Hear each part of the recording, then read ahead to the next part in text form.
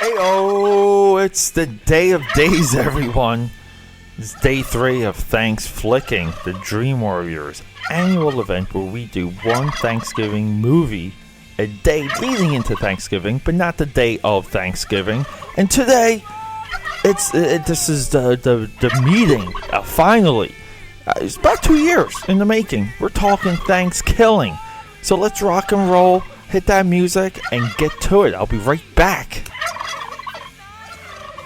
Holy crap, here we go, everyone. So this movie is about 2 years in the making. 2 years for me to record. 2 years for me to discuss this movie. It's about 2 years in the making.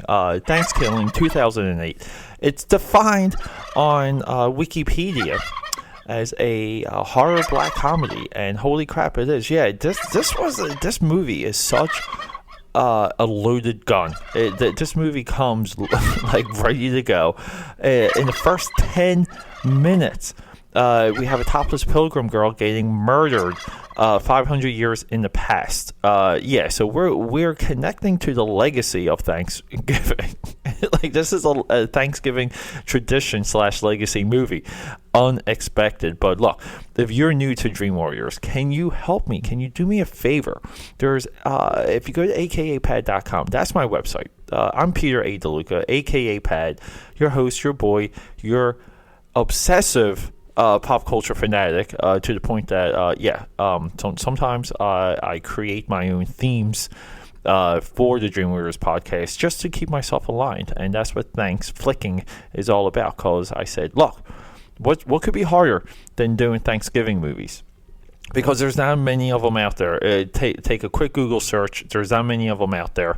What could be harder than that? Well, hey, do Thanksflicking with a spectrum of movies. So look, we put a lot of effort, a lot of time into this. Me, myself, my contributors. There's hundreds of text messages every single week going back and forth. Some of these contributors don't make their way onto the show to do the scheduling, due to my schedule, and but they're here. Their work is apparent, alive and well, in spirit, and sometimes through physical work. But yeah, so there's all kinds of ways to support this show, to keep this show going. If you're listening on SoundCloud, there's a link right below this track. You can jump to Patreon and donate into the show. Help me even get more contributors, get different contributors, travel, hit conventions, really pull in the Dream Warriors podcast community, coagulate, solidify the community. And then there's equipment and all these other things. So within this description of the episode, there's my social media links. And like I said, there's akapad.com, my Etsy store, my eBay store. There's all kinds of links. There's ways to support me. And even if you don't want to spend the money, you can support the show with comments, subscriptions, good ratings, honest ratings, retweets, all these things, reblog, repost, throw it up on your IG.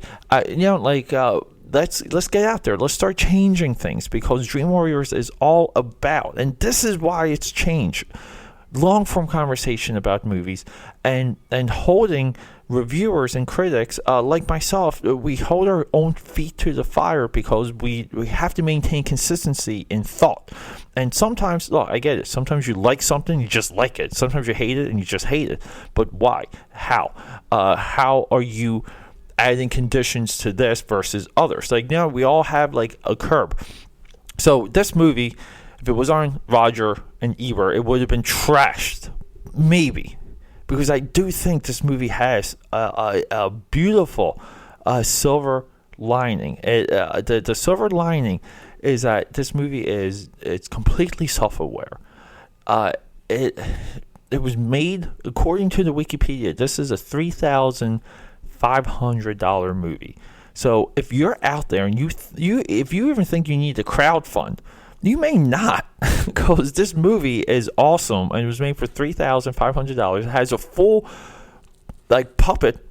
It has a special effect in a lot of the frames, and it is made by Jordan Downey, who obviously understands post-production and how to shoot things a particular way to tell a story.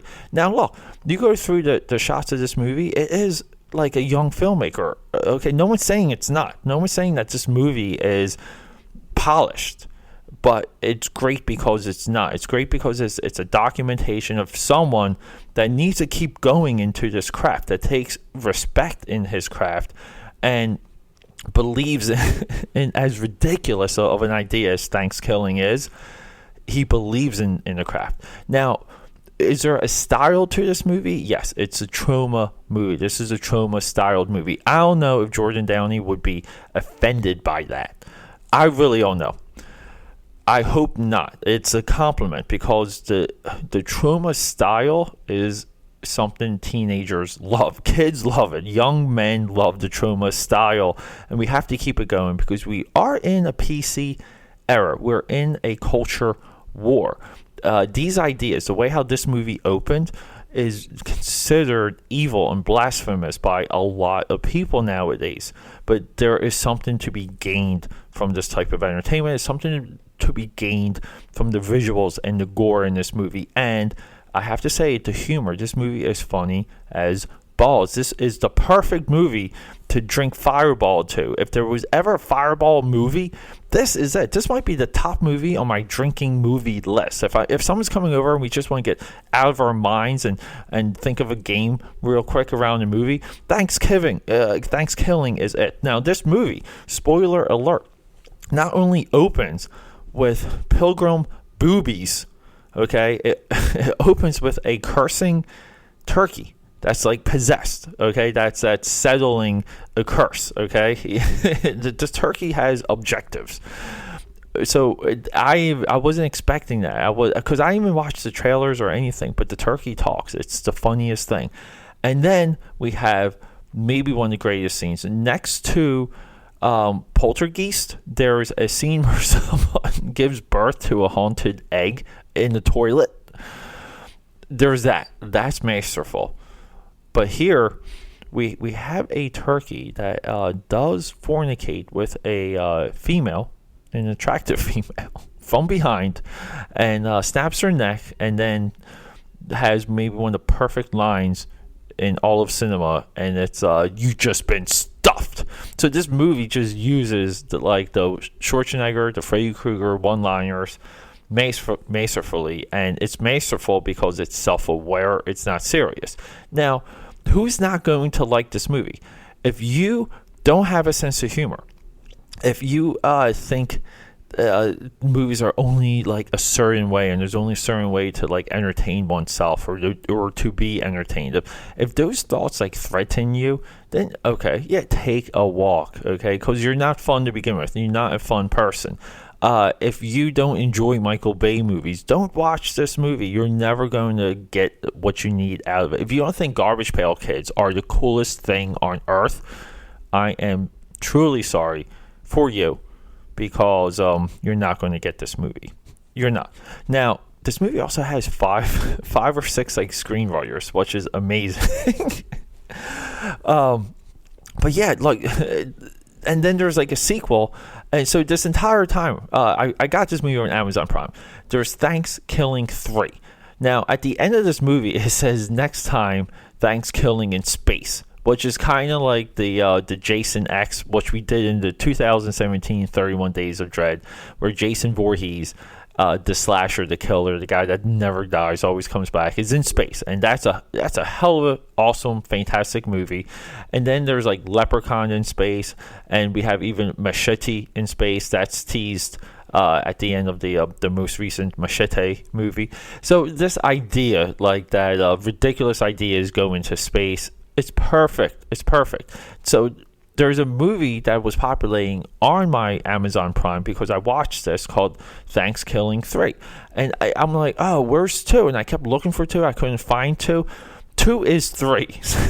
So the title of the next Thanksgilling movie is, it's like a self-aware meta joke of itself. Just the title alone. But I'm pretty sure that turkey's in space and I'm watching it. So I don't even care if it's in Thanksflicking. I don't care what the flow of the other content of the other episodes coming out for Dream Warriors podcast. I'll get there real quick. But I'm watching, and I'm going to sit down with all of you and discuss Thanksgiving 3 with all of you, because I'm sure you are as curious as I am and excited about Thanksgiving 3 as I am. So, okay, so real quick, what are we doing? Upcoming, we have a Sylvester Stallone 2-hour episode in celebration of Creed and the start of a new creator-driven series that Mark and I have started. He already shot down Michael Crichton as a follow-up to Sylvester Stallone. I don't know why. Crichton is overly accomplished. He's no longer with us.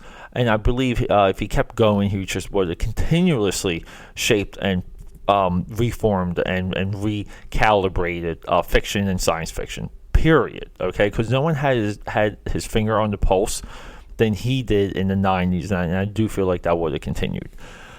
It's very unfortunate that he's no longer with us. But Mark shot that down. But we have Sylvester Stallone coming up. We have John is right now in. He's trying to get into Pandora for the Avatar rides, and it's a 3-hour, 50-minute wait. I think he went at the wrong time because it is Thanksgiving. Disney is packed, but he will when he comes back, we're going to be doing Todd McFarlane, and we're going to be doing more football. And then almost like right after this is going to be Dream Warriors 105 or 106. I'm pretty sure it's going to be 105.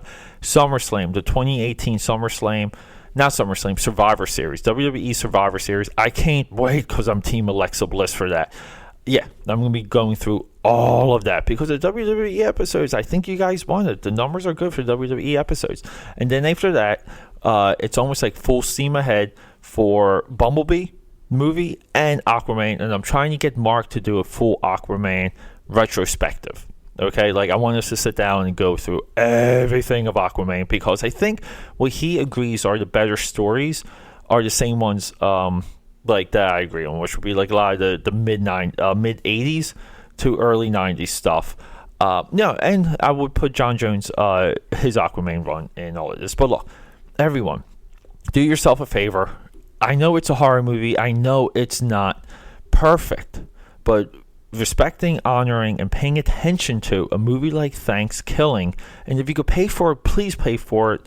It might be available for free on YouTube, but just don't go there. Please pay for this movie. If you want to go to YouTube, get a flavor for it. Just get a flavor for it, but please pay for this movie. See this movie. See the third one, and we're just going to sit down and have a ball when we discuss the third one. I'm going to try and get Mark to watch both of them, only because like I want to know what his thought process is like during this movie, because his mind's a little bit different than we have the same taste, but the way we calibrate what's good and what's not is very different. And again, long form conversation, that's what Dream Warriors podcast is all about. Thank you for joining me. You know what's coming. Thanksgiving Day 4 is going to bring us Mrs. Tom Cruise, Katie Holmes, Pieces of April. I can't wait for that. It's a 90s comedy. It is of the same era than Day 1, the Home for the Holidays, and then it's going to be full steam ahead for Dutch. The heck with planes, trains, and automobiles. It is Dutch. Thanksgiving road trip, disaster road trip movie comedy is Dutch. Sorry, John Candy, Steve Martin. Sorry, just Dutch is better. But everyone, thank you for joining me. Rock and roll. Let's get some stuffing. Let's get some cranberry sauce. Let's appreciate the family we have around us, because even if it's one person, even if it's two, you don't need a big banquet hall. You just need to be around the people that you are grateful for. And that's what Thanksgiving is. That's why I love it. I'm grateful for so many people, and I use Thanksgiving as a way to express that. Hey, everyone, let's do this. Talk to you later. Rock and roll.